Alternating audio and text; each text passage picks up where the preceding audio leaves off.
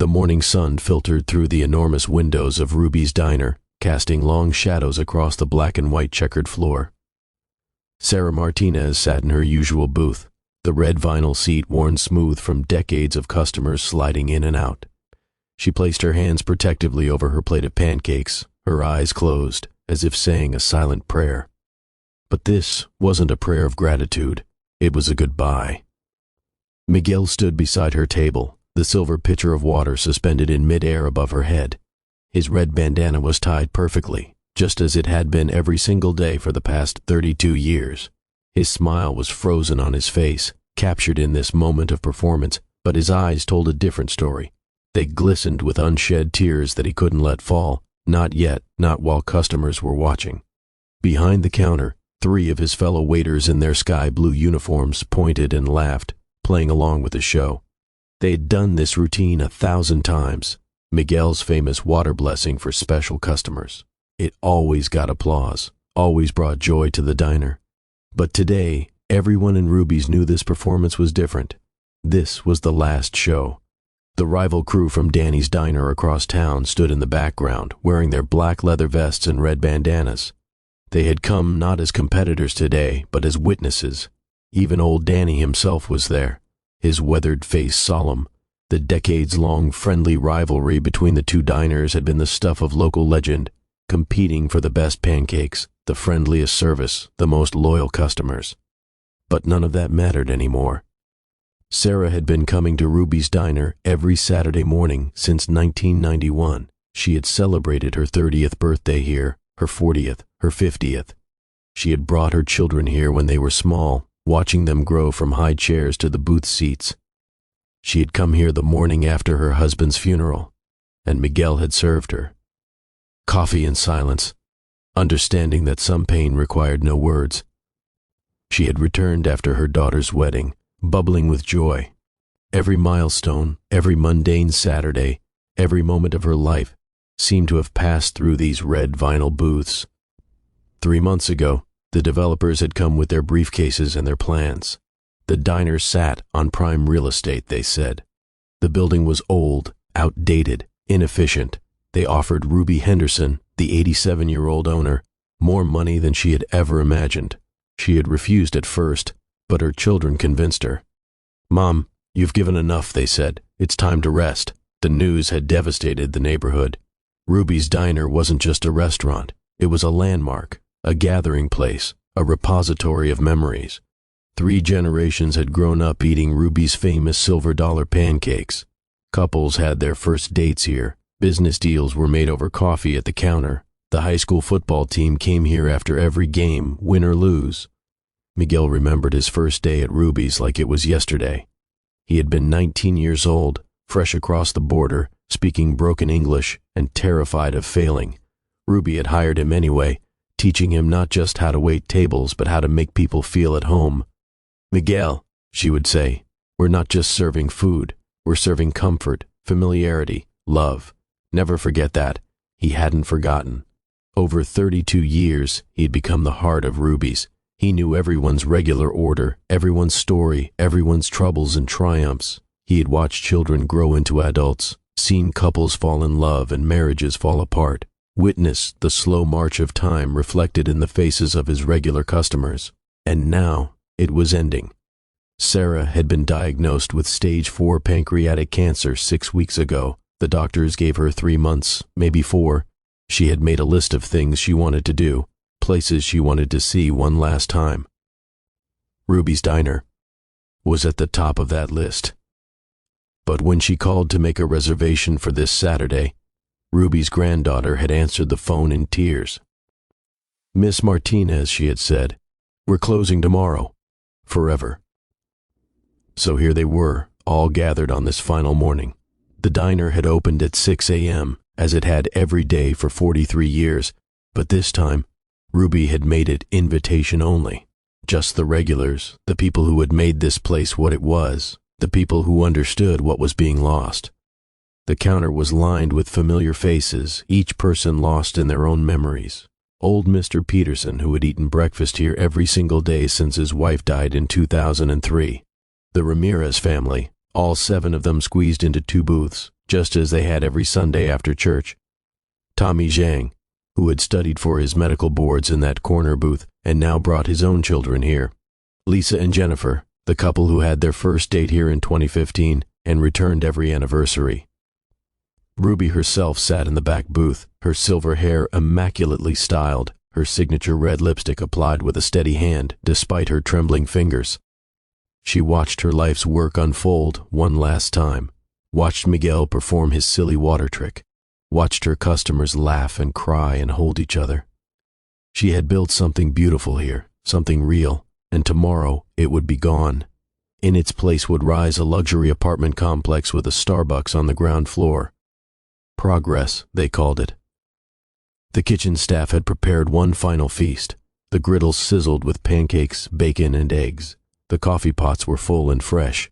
The pie case was stocked with Ruby's famous cherry pie, made from her grandmother's secret recipe that she had promised would die with her. She wouldn't give those developers her recipes. They could have the building, but they couldn't have the soul. Miguel finally completed his performance, pouring the water over Sarah's head in a gentle cascade. She laughed through her tears, the water mingling with the salt on her cheeks. The diner erupted in applause, but it sounded hollow, desperate, an attempt to hold on to normalcy when everything was changing. 32 years, Miguel said softly, sitting down across from Sarah without asking permission. His manager would have fired him for that once, but there was no manager anymore, no rules, no tomorrow. 32 years, and I have never missed a day, not one. I know, Sarah replied, reaching across to squeeze his hand. You were here the morning after my Robert died. You didn't say anything, just kept my coffee cup full. That meant everything. Around them, similar conversations were unfolding. People were sharing their Ruby's stories, trying to capture in words what this place had meant. But how do you explain the comfort of familiarity? How do you quantify the value of a place where everybody knows your name, your order, your story? How do you measure the worth of consistency in an ever-changing world? The morning wore on. No one wanted to leave. The official closing time was noon, but noon came and went. Ruby didn't have the heart to chase anyone out. Let the developers wait. Let this moment last as long as it could. At 2 o'clock, Ruby finally stood up. The diner fell silent. She walked slowly to the center of the room, her cane tapping against the checkered floor. Miguel brought her the microphone they used for birthday songs. I don't have a speech prepared, Ruby began, her voice cracking. I've been trying to write one for weeks, but the words won't come. How do you say goodbye to your life's work? How do you thank the people who made it all worthwhile? She paused, looking around at the faces staring back at her. This diner was my dream. My husband Tom and I opened it in 1982 with our savings, a loan we could barely afford, and a whole lot of hope. Tom died in 1997, and I almost sold then. But you all kept me going. You became my family. The tears were flowing freely now, not just from Ruby, but from everyone in the diner. I'm sorry I couldn't save this place, she continued. I tried. God knows I tried.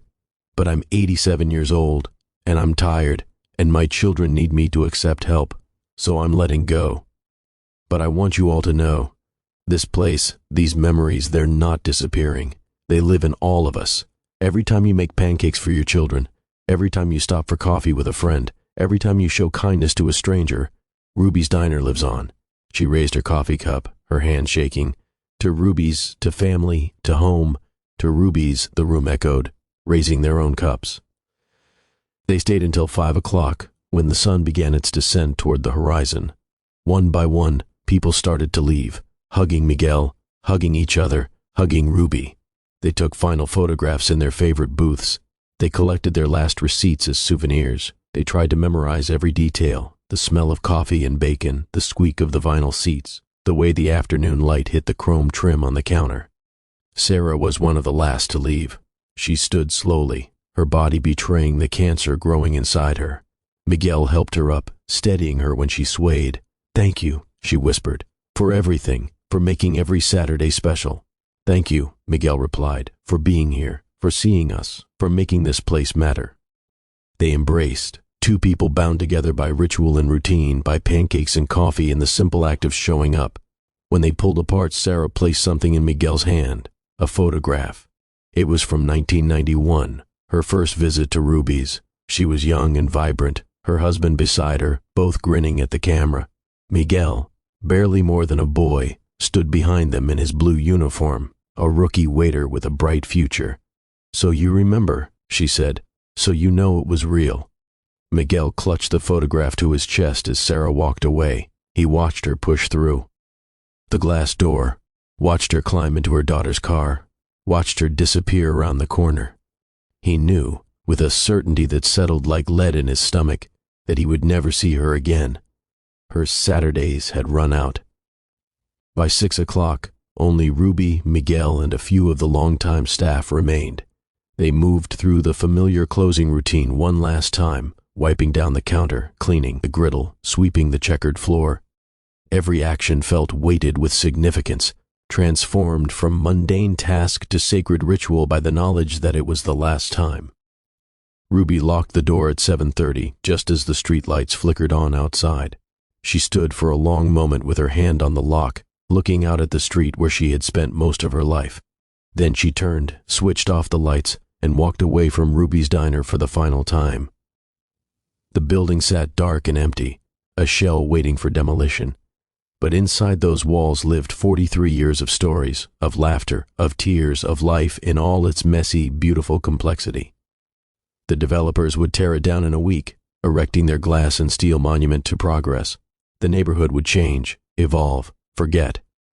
But somewhere in the city, in the hearts and minds of everyone who had passed through those doors, Ruby's diner would live on in the way Miguel would continue to greet strangers with genuine warmth, having learned from Ruby that kindness costs nothing, in the way the Ramirez children would one day take their own children out for pancakes, continuing a tradition they didn't fully understand, in the way Sarah Martinez would spend her final days grateful for small routines and familiar faces, understanding that it's the ordinary moments that make a life extraordinary.